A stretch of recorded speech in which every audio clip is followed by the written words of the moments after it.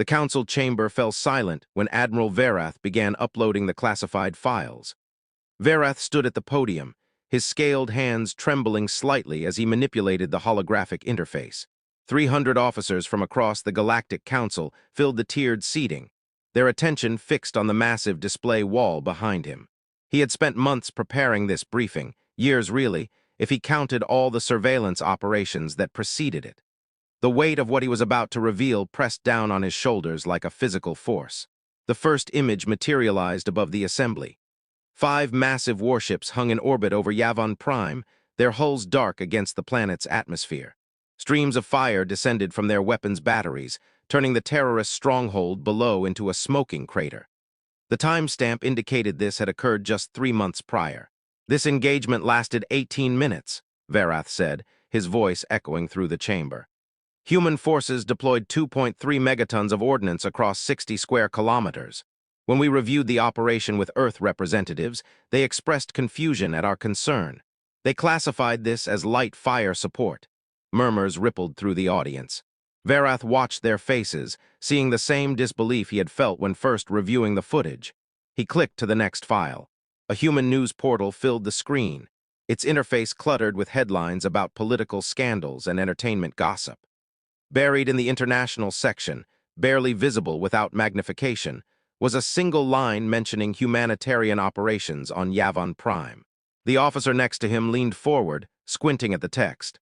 Verath had highlighted it in red specifically because it was so easy to miss.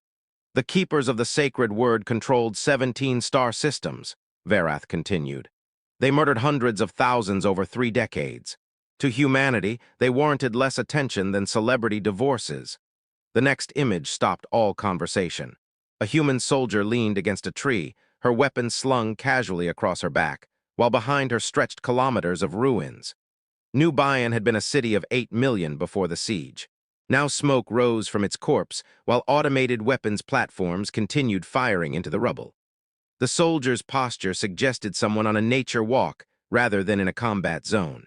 Verath pulled up the casualty report. This individual eliminated 61 enemies before extraction. The humans requested permission to sterilize everything within 300 kilometers. We negotiated them down to nuclear strikes on the city center. Negotiated down? An officer called from the back rows. They wanted to glass the entire continent, Verath replied. Biological weapons had been released during the fighting, diseases we had no defense against. Humanity presented their response as a mercy. He paused, taking a drink from the water vessel beside him. The Galactic Council attempted to prosecute them for excessive force. Earth's legal team dismissed the charges before the first recess. They pointed out 2 facts. First, we had requested their intervention. Second, the biological agents posed an extinction-level threat to multiple species. The lawyer's face appeared on screen, frozen mid-argument. Verath had watched the trial recordings dozens of times. The human had spoken calmly, logically, as if discussing agricultural policy rather than the annihilation of millions. His exact words were, "We chose to destroy one city before it could destroy an entire world. Humanity considers this restraint." Verath let that sink in.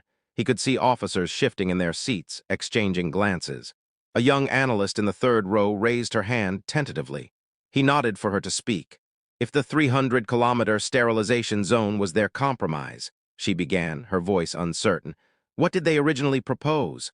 Full continental glassing and quarantine of every system within 20 light-years. Verath switched to a star chart showing the affected region. Red zones spread across the display like infection. Quarantine protocols would have remained active for minimum 500 years. No travel in or out. No exceptions. He zoomed out, showing the scale of what humanity had suggested. This was their standard containment protocol, not even considered aggressive by Earth military standards. The chamber erupted. Voices overlapped, some demanding more information, others expressing outrage or disbelief. Verath raised his hands, calling for order. It took nearly a minute for the noise to subside. "There's more," he said quietly. The room stilled.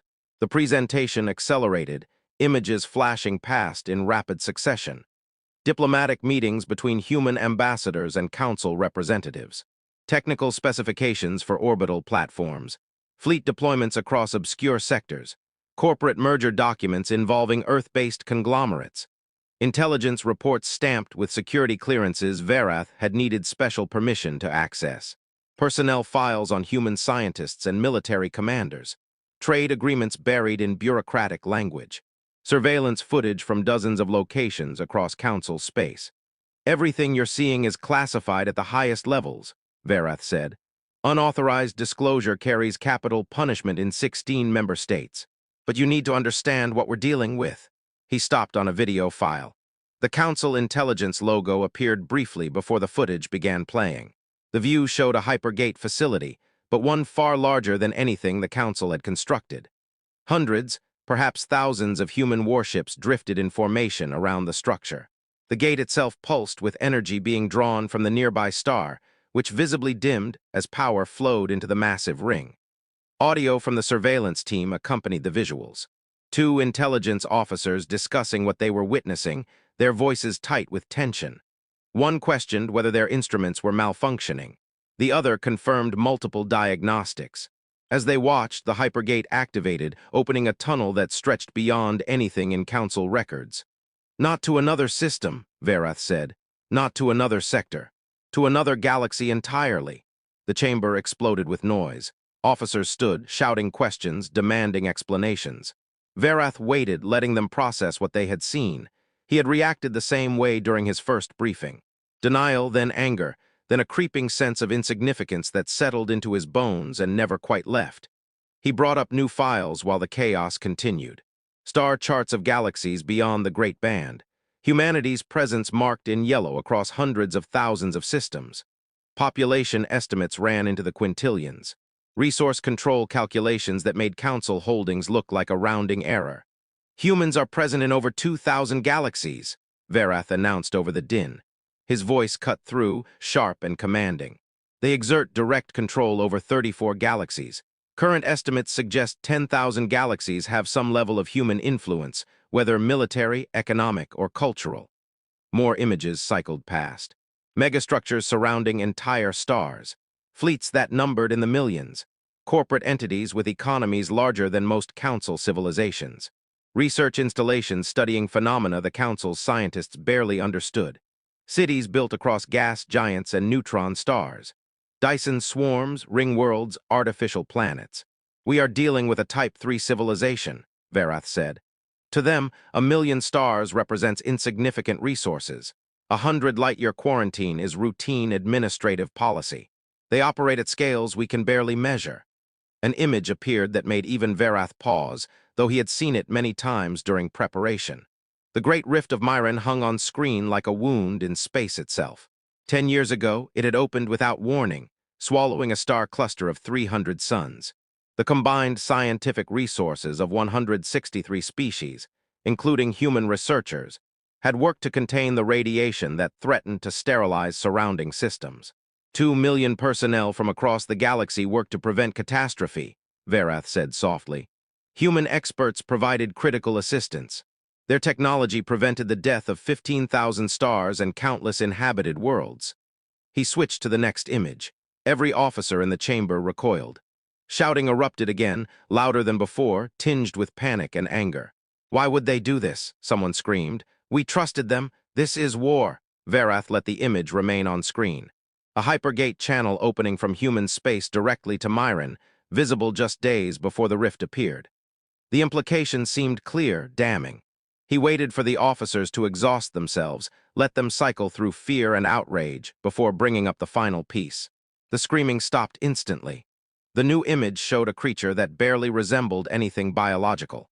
Flesh twisted and melted, bones protruding at impossible angles, features stretched into an expression of agony frozen at the moment of death. No sound accompanied the image, but several officers covered their mouths. The Myron Plague, Verath said quietly. Identified within the star cluster 3 weeks before the rift opened, one carrier could sterilize an entire planet in days. It spread through all biological and technological vectors. Hundreds of worlds went dark before anyone understood what was happening. He brought up medical reports, spreading them across the screen. Infection vectors, transmission rates, mutation patterns. The disease was beyond anything in Council records. It adapted to every attempted cure, survived in vacuum, remained viable for decades in dormant states. 297 worlds ceased all communication in the final week, Verath continued. Human epidemiologists identified the plague from samples we sent them. They recognized it from encounters in distant galaxies. They called it the Devourer strain. He paused. It is apparently the only threat that genuinely frightens them. The Hypergate image returned, now making different implications. Humanity opened a channel to Myron and activated this. A new file appeared, showing a structure that hurt to look at. Construction wrapped around what appeared to be a black hole, though the scale seemed impossible. Energy channeled from the accretion disk into a weapon that made the sun look dim. This is classified as a hyperweapon in human military terminology, Verath said. They have harnessed quasar energy and focused it into a directed beam. It is the most destructive device ever created in known space. They used it to sterilize every planet, moon, asteroid, and particle of matter within the Myron cluster. Silence filled the chamber, absolute and complete. Officers stared at the screen, processing the revelation. Humanity had not caused the rift. They had created it intentionally to contain a threat so severe that total annihilation was the only response. When questioned about the necessity of such measures, Verath continued, human military command expressed regret at the loss of the Myron civilization. Then they noted that allowing the plague to spread would have killed everyone in a 300 light-year radius within a standard year. They asked if we would prefer they had done nothing. He closed the file and turned to face the assembly directly. I understand what you're feeling. I felt it too when I first learned this information. Fear, insignificance, resentment, anger at being so powerless. He gripped the podium, knuckles pale. Humanity exists at a scale we cannot match. They could erase us without effort. Everything we have built, every achievement we celebrate, would disappear in moments if they decided we were a threat. Officers avoided his gaze, staring at hands or the floor. The young analyst from earlier looked like she might be sick. But here's what matters, Verath said, his voice strengthening. In 500 years of contact, humanity has never shown unwarranted aggression toward Council species. They respond to requests for aid. They negotiate treaties in good faith. They follow established law even when it inconveniences them. They share technology and knowledge. By every measurable standard, they behave as a civilized species should. He brought up final images. Human aid workers distributing medicine on refugee worlds. Terran engineers helping construct infrastructure on developing planets. Earth universities accepting students from across the galaxy. Joint research projects advancing Council understanding of physics and biology. What you've learned today cannot leave this chamber, Verath concluded. The information is classified because it would cause panic, but you need to know what we're working with. Humanity defines the possible. What they consider routine is catastrophic to us. What they call excessive measures would end all life in the galaxy. He took a long breath, feeling suddenly exhausted. So I'll leave you with this guidance: never antagonize humanity. Never assume you understand their capabilities. Never test their patience. They know best because they operate at scales we cannot comprehend. They possess enough power to make us see reason or blind us with it should they choose.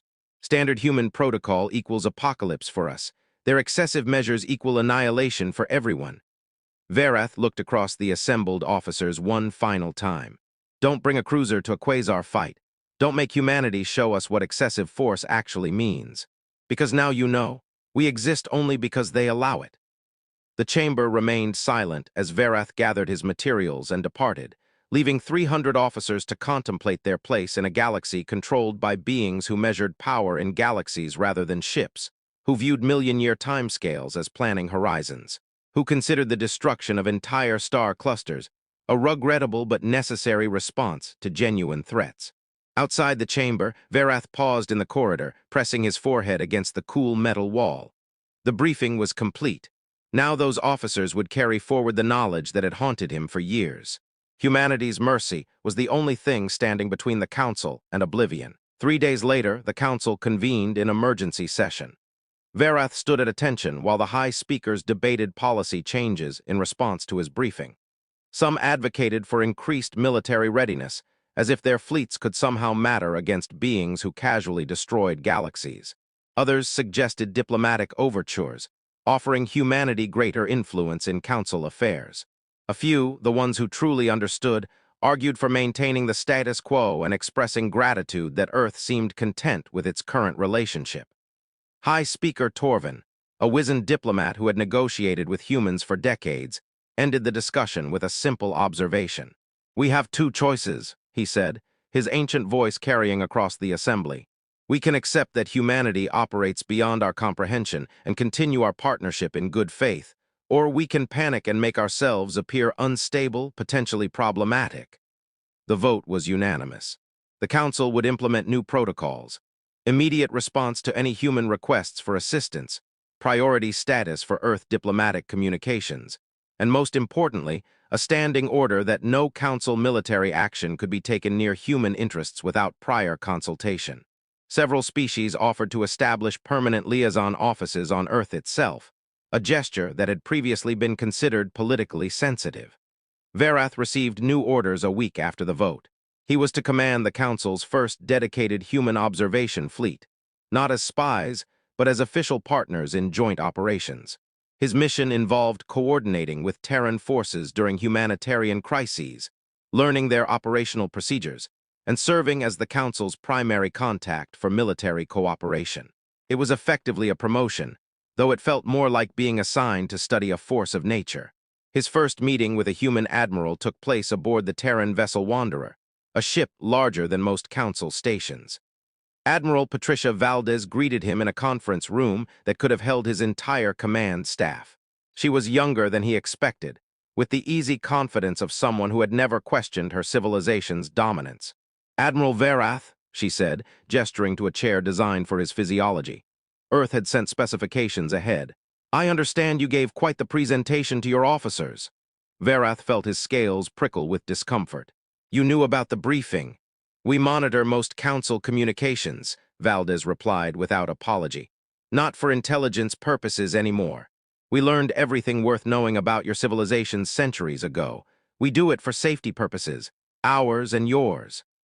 She pulled up a holographic display showing threat assessments, disease vectors, and anomaly detections across Council space. "We track 1,700 potential extinction events in this galaxy alone. Your briefing covered one. There are things out there that make the Myran plague look manageable." "Then why allow us to exist independently?" Verath asked, the question escaping before he could stop it. "Why not simply absorb our civilizations into Earth's governance?" Valdez looked at him with something resembling surprise. "Because your people, Admiral. Sentient beings with your own cultures, histories, and rights to self-determination. We're powerful, not tyrannical." She leaned back in her chair. "Besides, we've learned that diversity of thought produces better solutions. You see problems from angles we might miss. Your perspectives matter, even if your firepower doesn't." The honesty was somehow more unsettling than any threat could have been. Verath realized that humanity didn't view the Council as rivals or subjects, but as something closer to children playing in a yard, while adults watched for dangers the children couldn't perceive. "The Myran situation," Verath began carefully. "Was that really the only option?" "No," Valdez admitted. "We could have deployed 63 other containment strategies, but they all risked partial escape of the plague. Even a 0.001% chance of outbreak meant potential death for trillions. We chose certainty over hope." She met his gaze directly. "Excessive measures exist because we've learned that some threats don't offer second chances. We don't use that kind of force lightly. We use it when anything less guarantees catastrophe." Verath understood then what his briefing had really accomplished. Not fear, though that was present, not submission, though that was inevitable, but acceptance. The Council would continue existing as it always had, making decisions about its own affairs, settling its own disputes, growing at its own pace.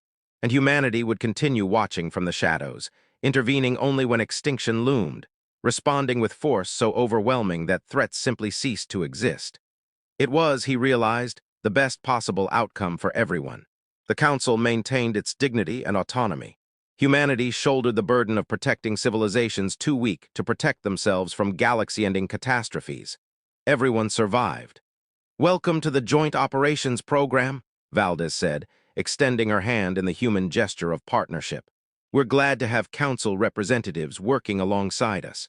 Your people have valuable insights, and we can always use more perspectives on problems." Verath accepted the handshake, feeling the strength in her grip, the certainty. He would return to Council space eventually, would brief new officers on humanity's capabilities, would help coordinate responses to crises.